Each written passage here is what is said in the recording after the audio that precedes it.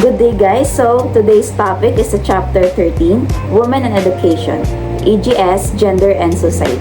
I'm Chelsea Choner Rapio together with my groupmate, Patrick I. Delgado, BSHM 2B. So these are the learning outcomes. Number 1, identify the major problems women face in the education sector, explain the value of equality in education for women, and name the policies that protect the rights of women in education.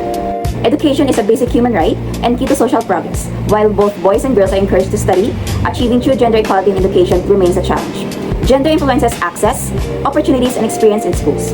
Educating girls particularly brings positive impacts like better health and economic growth and empowerment. Education is a fundamental human right that helps people reach their full potential and promotes equality. It should be free and accessible for everyone. International agreements push for equal access and the end of discrimination. While education helps shape fair and inclusive societies. Education is key to personal growth and social change. Education in the Philippines is a right and a key to national progress. Laws like the Magna Carta of Women and the NEDA guidelines ensure equal access and promote a gender-fair, inclusive education system. The National Economic and Development Authority, NEDA, aims to promote gender equality in schools. These laws support gender-responsive and inclusive education. Gender and development markers in education. The 2010 revised harmonized GAD guidelines of the National Economic and Development Authority, which is the NEDA, assess how gender-responsive schools are. They measure enrollment, performance, gender distribution in courses and jobs, women's participation in leadership, gender-fair curricula, non-sexist counseling, teacher training on GAD, and the presence of a CODI to handle sexual harassment cases.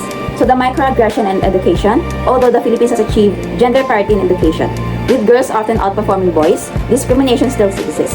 The Beijing Plus 20 NGO report notes that barriers such as cultural biases, early pregnancy, sexual harassment, poor facilities, and limited access to quality education continue to affect women throughout their lives.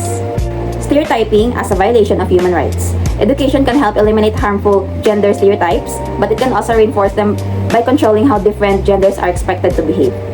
Both primary and secondary education strongly influences women's life choices, career paths, economic security, and goals.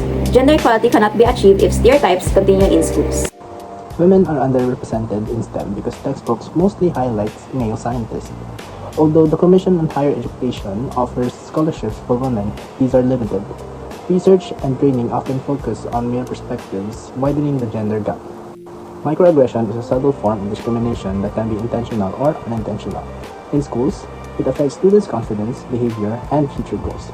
Because the students are vulnerable, experiences like the sexual objectification of women can make them feel undervalued and limit their growth.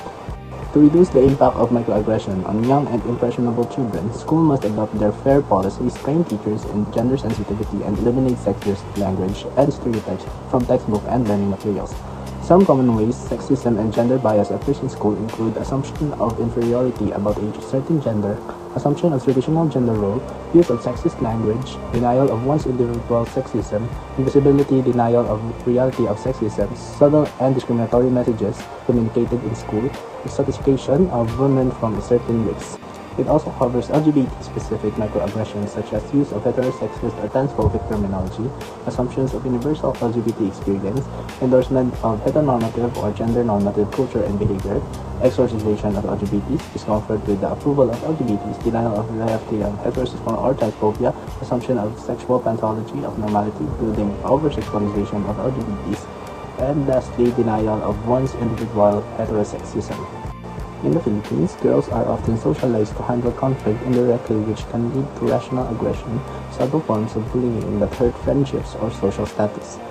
These behaviors usually happen between close friends, reinforce gender norms, and can affect relationships even into childhood. Campus culture shapes how students behave and interact, influencing respect, equality, and how issues like discrimination or aggression are held. Education drives gender equality, but challenges like stereotypes and underrepresentation remain. Gender-sensitive schools and inclusive campus culture are key to empowering everyone.